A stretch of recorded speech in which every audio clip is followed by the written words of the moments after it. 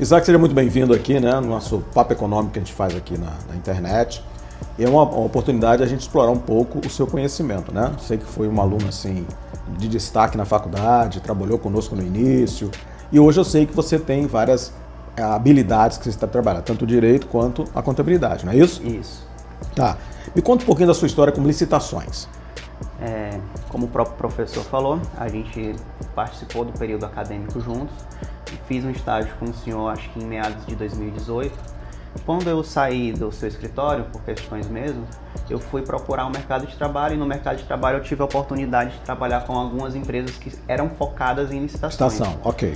E com base nisso a gente trabalhou nessa seara de licitação de mais ou menos de 2019 até hoje, né? Apesar de não estar mais vinculado a nenhuma empresa, hoje eu continuo a trabalhar com licitações. Então você tem uma varia experiência de muitos anos com licitações, né? Isso. Quais são os pontos mais delicados que você fala da licitação? Na experiência que você tem, aquilo que pode levar a ganhar uma licitação ou a perder uma licitação?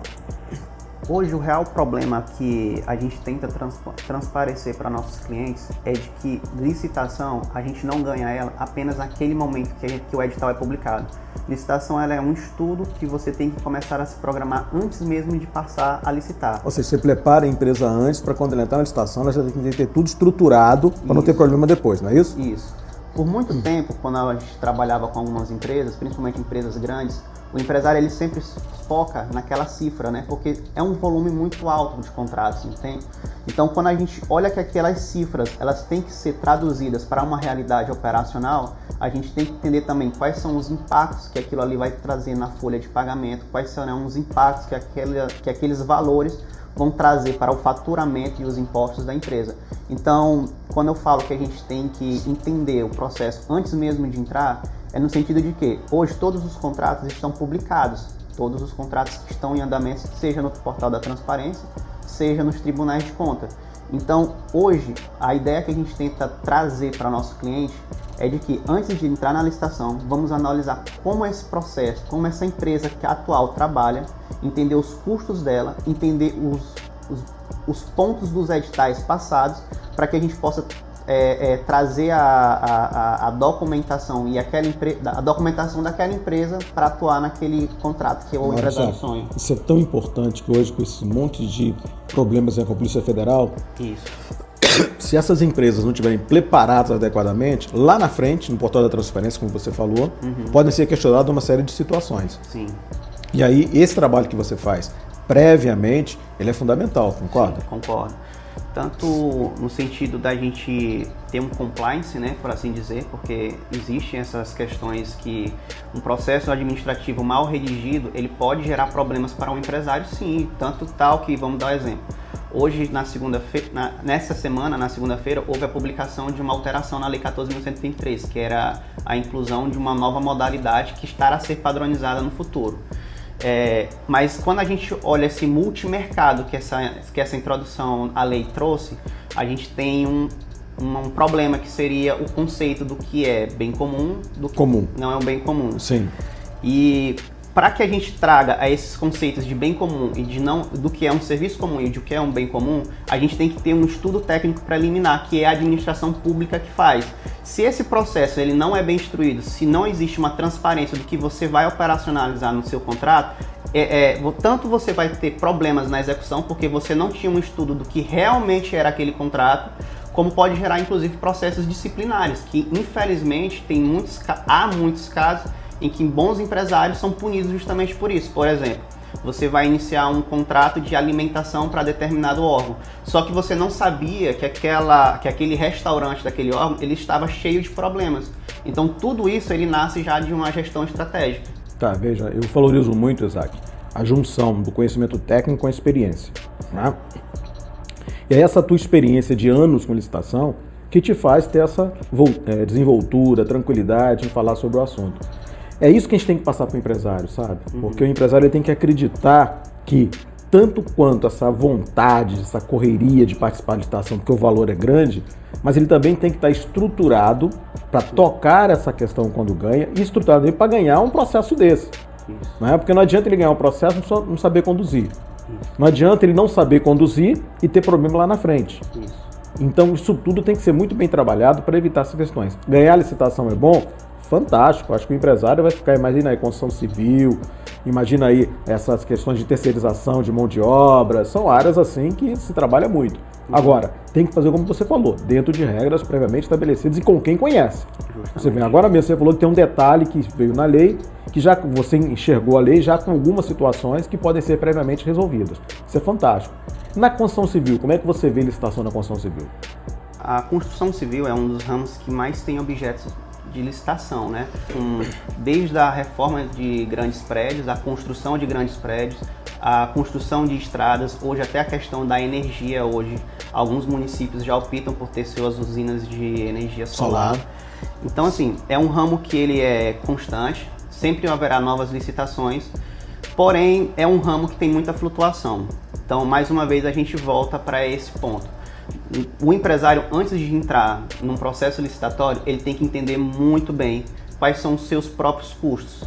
Não basta apenas ver aquele valor unitário do metro quadrado, não vale apenas ver o valor unitário daquele equipamento, daquele insumo. E você sabe que custo em construção civil é uma confusão, né? Justamente. Eu já peguei muita análise de construtora, aonde você vai verificar o custo, você não sabe como é que o cara está de pé.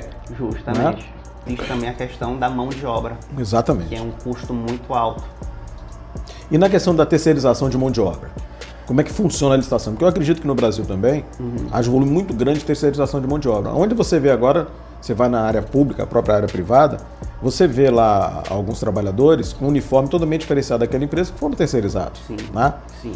Quais são os quesitos ou aqueles detalhes que são necessários na hora da licitação de prestação de serviço? Bem, terceirizado já é um ramo muito mais abrangente.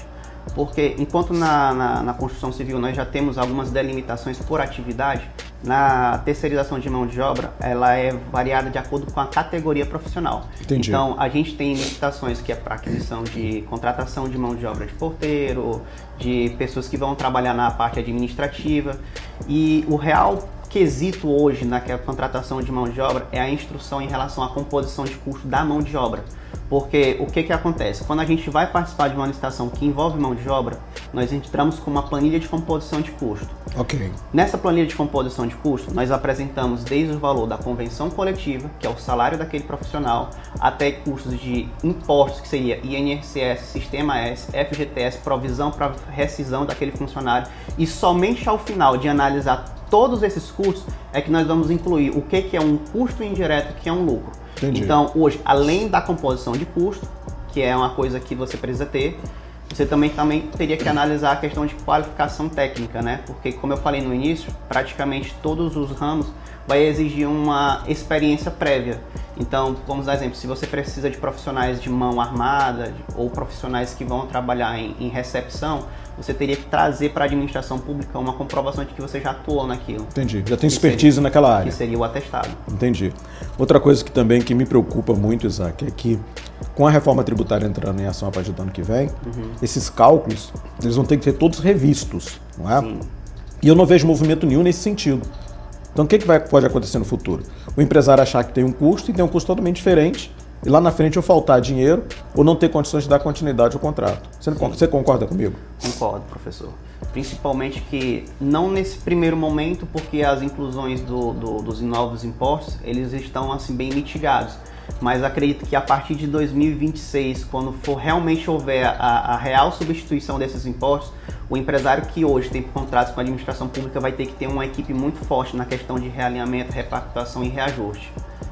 Você, como profissional dessa área, você participaria de uma empresa, você tem uma empresa de mão de obra, você participaria de licitações? Você gostaria de entrar nesse ramo? Porque muito empresário fala assim, não vou entrar porque é carta marcada, eu não tenho interesse e tal. Mas eu acho que ele deve pensar assim, né? Existe a opção? Eu falo que só tem duas respostas em qualquer situação, ou sim ou não.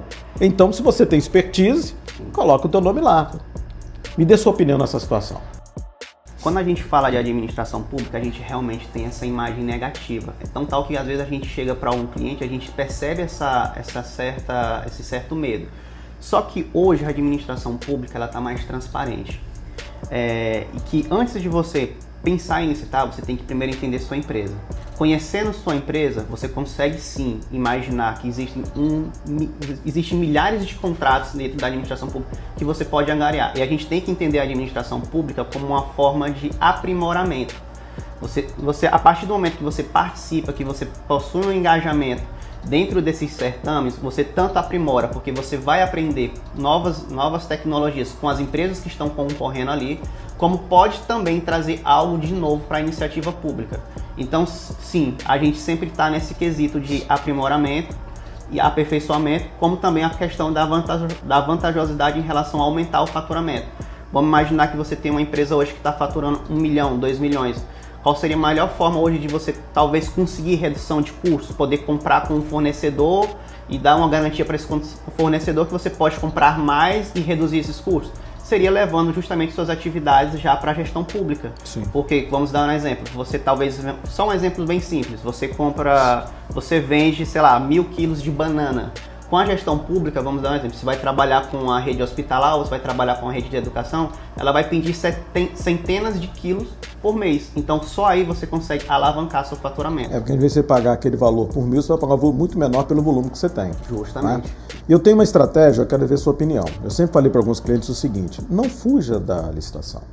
Mantenha o seu negócio em iniciativa privada e crie um setor para adentrar gradativamente no setor de licitação.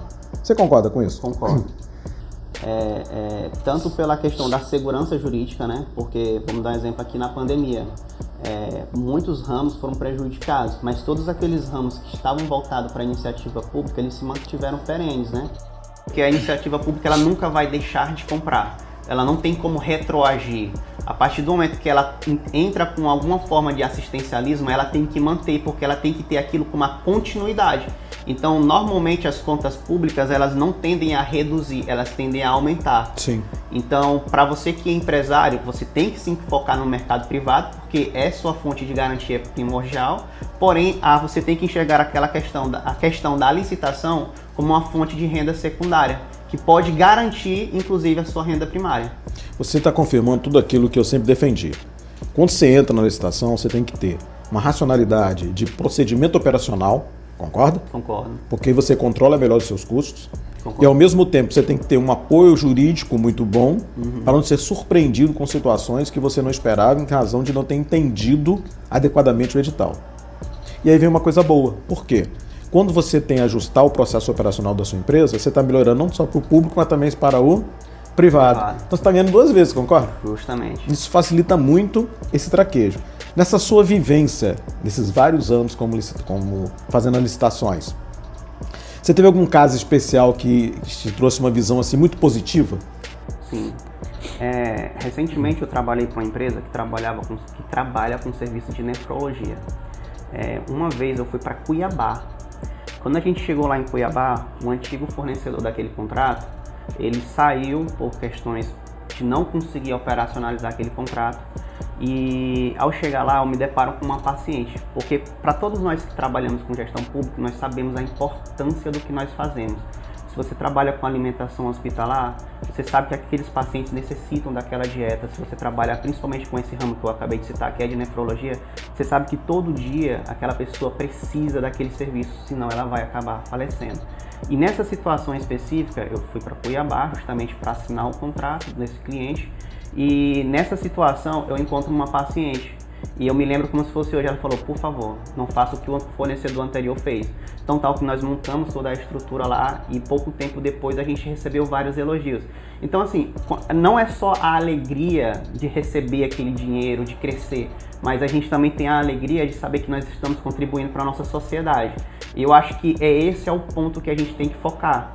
Que a partir do momento que, beleza, a gente tem novos contratos, a gente alavanca nossos fornecedores, nós também trazemos esse benefício social de saber que nós estamos fazendo algo de bom, então, estamos entregando um bom resultado. Você falou uma coisa que eu valorizo muito, né?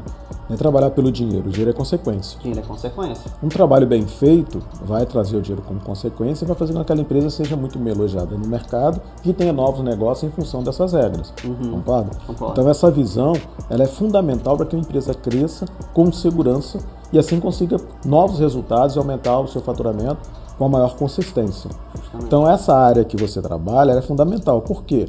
Porque o empresário vai precisar de outras orientações quanto a isso. Você concorda? Concordo. Quais são as orientações que você acha que o empresário precisa para ter mais sustentação, para entrar na licitação mais fortalecido? Então vamos lá. A Lei 14.133, ela traz os pontos essenciais do que é uma licitação: a habilitação jurídica, a habilitação fiscal, econômica, financeira e qualificação técnica. Essa questão de documentos, a maioria dos empresários eles já possuem. Por quê? A habilitação jurídica seria o contrato social, documento do sócio e as atividades que ele pode entrar. A regularidade fiscal, ele já traz pertinência aos impostos que o empresário já paga. Ok, então já é normal na atividade dele. Já é normal na atividade dele. Então, com a minha experiência, a real importância que a gente tenta implantar na cabeça do empresário vamos trabalhar a licitação antes do edital, vamos analisar nossos concorrentes, vamos analisar o nosso mercado, vamos entender como iremos operacionalizar esse contrato. E mesmo que nós venhamos a perder por questões de preço, porque isso é uma possibilidade, vamos continuar a acompanhar aquele contrato. Porque só quando a gente faz esse estudo que a gente começa a mudar tanto o mercado como mudar nosso segmento. Entendi. Então isso aí é bom que o empresário, além de melhorar o seu negócio, ele vai aprendendo com o tempo qual é a maior capacidade que ele tem de ingressar no mercado de licitações. Então é um mercado que você falou, é um mercado que só vai expandir, que a cada momento vai ter que oferecer mais alguma coisa para a área pública. Pela sua experiência licitando para a área pública, você acabou de nos dizer que é interessante a empresa se preparar operacionalmente, juridicamente, para ela entrar e não ter problema. Mesmo que ela não ganhe, ela acompanha esse processo, porque pode ter problema lá na frente. Ela ter sido a segunda ou terceira colocada, ela pode se habilitar, não é? E como ela se preparou para a área pública, ela melhorou a sua capacidade operacional, concorda? Concordo. Você já teve alguma experiência onde uma empresa que era boa em licitação pública também oferecia um trabalho bom para a iniciativa privada? Sim. Que ela aproveitou a expertise da área pública e colocou essa expertise na área privada? Sim. Vamos lá. A partir do momento que um fornecedor está bem engajado, ele entra na iniciativa pública procurando alavancar de seus contratos, por consequência, essa nova sequência de faturamentos vai fazer com que ele consiga aprimorar as suas técnicas. Vamos dar um exemplo. Você tem uma cozinha industrial que tem uma capacidade para entregar 1000 refeições por dia. Quando você já ganha um novo contrato com a iniciativa pública, você vai ter que fazer uma reestruturação para talvez triplicar o seu faturamento. Então, com essa questão desse faturamento a mais, você acaba fomentando o mercado, porque você vai ter que contratar mais fornecedores para lhe atender, você vai ter que contratar mais colaboradores, seus colaboradores vão ter que fazer novas especializações, no sentido de que a iniciativa pública ela é mais rigorosa, então você acaba criando um profissional mais bem qualificado para melhor lhe atender, inclusive. Então você vai ter uma cozinha que ao mesmo tempo atende o público e o privado. Atende o público e o privado. Aí como você vai melhorando o seu pessoal, vamos dizer, com a sua capacitação, você tem uma melhor aplicação do conhecimento e a otimização de processos, tanto para público quanto para privado. E isso faz com que a empresa cresça com muito mais sustentabilidade.